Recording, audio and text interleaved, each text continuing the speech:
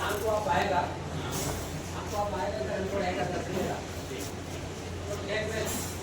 हम ले रहे हैं मम्मी के लिए साड़ी। हमारी ताई तो पहनती नहीं है, उनको चाहिए सूट बुढ़ापे वाले।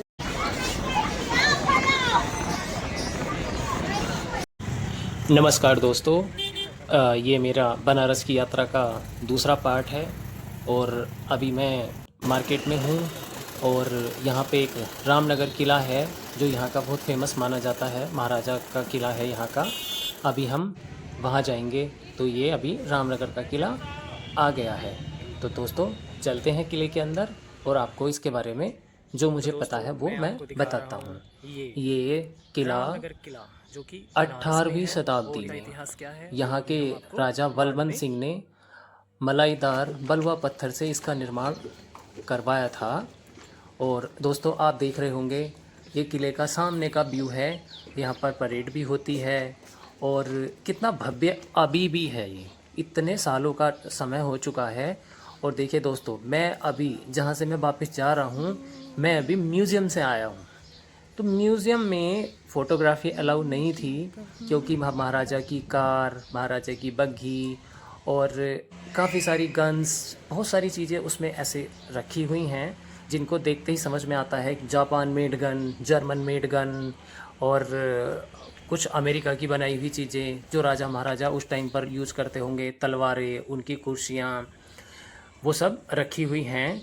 तो वो फ़ोटोग्राफी में हम नहीं दिखा पाए। अभी हम गंगा घाट, ये किले का पीछे का वाला रास्ता है जो कि तुलसी घाट भी कहा जाता है इसको। तो हम मुख्य द्वार से आए थे और एक इसके पीछे का द्वार है जो तुलसी घाट की तरफ को खुलता है। यहाँ पर एक मंदिर भी है जो शिव जी को समर्पित है। अब आप देखेंगे सामने से गंगा जी यहाँ पर हैं। ये किले के पीछे के द्वार से अगर हम आएंगे, वहाँ से आना अभी मना है। अभी देखिए मैं किले के अंदर का व्यू आपको दिखा रहा हूँ दोस्तों। इसको आप देखेंगे कि अगर हम इसको किले को पीछे से देखेंगे तो काफ़ी कुछ चीज़ें जर्जर भी हो चुकी हैं। समय के साथ ये अपनी पहचान को भी खोता जा रहा है। और दोस्तों यहाँ के जो राजा हैं उनकी ये 10वीं पीढ़ी, राजा नारायण सिंह, अनंत नारायण सिंह, जो कि अभी भी इस किले में रहते हैं, उनकी जो बलवंत सिंह हैं उनकी 10वीं पीढ़ी है। तो दोस्तों ये सामने देखेंगे ये राजा साहब की कार खड़ी है और देखो पुराने टाइम की तोप भी यहाँ पे रखी हुई हैं। और दोस्तों मेरे पीछे जो ये ग्राउंड है, ये कभी कभी इसमें पीएससी की परेड भी होती है। अब दोस्तों मैं अभी आ गया हूँ यहाँ की जो फेमस लस्सी है, दही की लस्सी, उसको टेस्ट करने के लिए। हमने उसको टेस्ट किया, बट जैसा बोला जाता है कि इसका टेस्ट बहुत अच्छा होता है, मुझे उतना समझ में नहीं आया। फिर मैं निकल गया लस्सी को टेस्ट करके आगे की तरफ। आगे हम अभी जाएंगे, कुछ मार्केट की शॉपिंग का हमने सोचा, जैसे कि बनारसी साड़ियों के बारे में कहा जाता है। तो अभी हम शोरूम की तरफ चलते हैं। हमें जो ऑटो वाले भैया हैं उन्होंने बताया कि एक अच्छा शोरूम है जहाँ पर आपको काफ़ी अच्छी रेंज मिलती है। तो अभी हम वहाँ जाएंगे।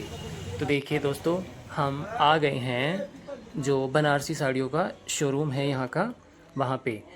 तो अभी हम यहाँ पर तो पिछली वीडियो में आपने देखा होगा कि पिछली बार हम शॉपिंग नहीं कर पाए थे, तो हम फिर से आए और शोरूम में हमने यहाँ पे ट्राई करना स्टार्ट कर दिया।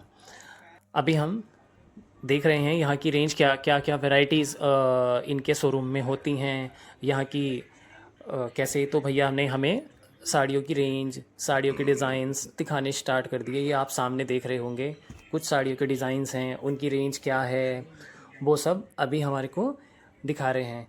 और वीडियो कॉल से हम घर को भी बता रहे हैं कि कौन सी साड़ी पसंद आएगी नहीं आएगी, क्योंकि हमें फ़ीमेल्स के बारे में नहीं पता होता है, उनकी क्या पसंद है तो वो खुद ही बताते हैं। तो अभी हमने यहाँ से कुछ साड़ियाँ परचेज कर ली हैं। तो अभी दोस्तों हम यहाँ के जो ओनर हैं या उनके मैनेजर हैं उनसे हमने थोड़ी 2-4 बातें भी की, फिर हम निकल गए अपने अगले पड़ाव की तरफ। तो अभी हम मार्केट से जा रहे हैं। अब मार्केट में हमने सुना था यहाँ के बारे में, जो भी हमें मिलता है दिखता है। अब देखो इनकी यहाँ की गलियों का बड़ा सीन रहता है। ये कितनी पतली पतली गलियाँ हैं यहाँ की दोस्तों, बनारस शहर की। इन पतली पतली गलियों से होके हमें जाना होता है। ये देखो, ये सुरंगनुमा रास्ता है। इस रास्ते से होते हुए हम गंगा घाट पहुँचेंगे। अभी हम गंगा घाट के लिए, मतलब गंगा आरती जो शाम को होती है, उस आरती के लिए अभी हम जा रहे हैं इस सुरंगनुमा रास्ते से। देखिए, अभी हम घाट पर आ गए हैं और आरती में जाने के लिए अब हमारे पास एक ऑप्शन है कि हम बोट से जाएं, हम नाव से जाएं, तब हम गंगा आरती देखें, क्योंकि घाट पर नॉर्मली बहुत ज़्यादा भीड़ होती है। तो अभी हमने बोट से जाने के लिए भैया से बात कर रहे हैं। 400 रुपये का एक टिकट होता है बोट का, एक पर्सन के लिए। उस टिकट को हमने अभी उनसे बात कर रहे हैं, वो हमें टिकट प्रोवाइड कराएंगे। उसके बाद बोट में बैठा के वो जो 80 घाट पर होने वाली यहाँ की भव्य आरती होती है, उस आरती के लिए हमें वो लेकर जाएंगे और वो अभी चल दिए हैं।